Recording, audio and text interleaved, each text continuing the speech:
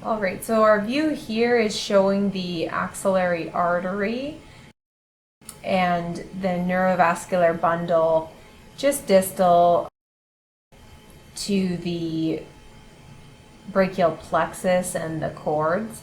You can see on the right that that's our musculocutaneous nerve. It's in the midst of the coracobrachialis muscle. And then on the right of that is the beginning of the biceps muscle. And as we scan distally, you can see that the musculocutaneous nerve moves closer to the outside of coracobrachialis and has now left the muscle and is in the junction between the coracobrachialis and biceps muscle. And you would typically want to do a proximal block when it's in coracobrachialis, and in this position, to avoid the neurovascular bundle, you would come lateral to medial. Here we see again the musculocutaneous nerve in between the coracobrachialis and the biceps.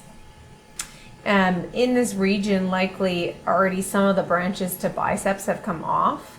And then as we move more distally, we can actually see, yeah, that looks like one branch going off to biceps. And then we can see actually that the musculocutaneous is already branched off to the brachialis in that region. So if we follow it down, we can see that that is entering the brachialis muscle. And then I'm going to scan more proximally again. So again, we're more proximal again at that junction between coracobrachialis and biceps. And then as we scan down, we can see the nerve is dividing into different branches over to biceps and brachialis. And so you can inject at this location to target that brachialis branch.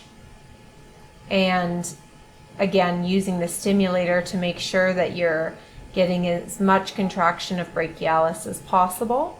And this one would be in a lateral to medial approach. In plane.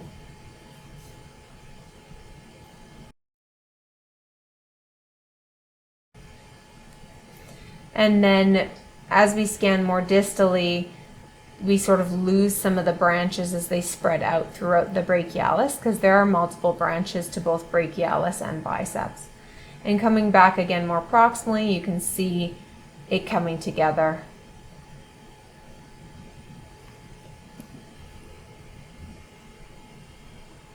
So we're not really able to easily isolate the biceps branches because some of those even branch off way more proximally.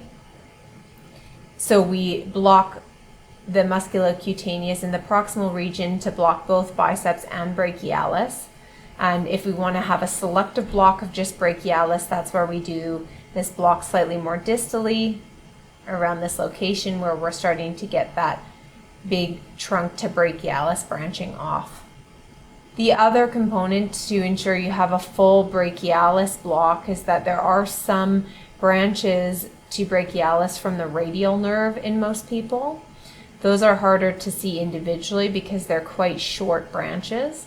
But next we will look at the radial nerve, both to look at blocking brachioradialis and then potentially to look at where you might block the brachialis, although it's much harder to see.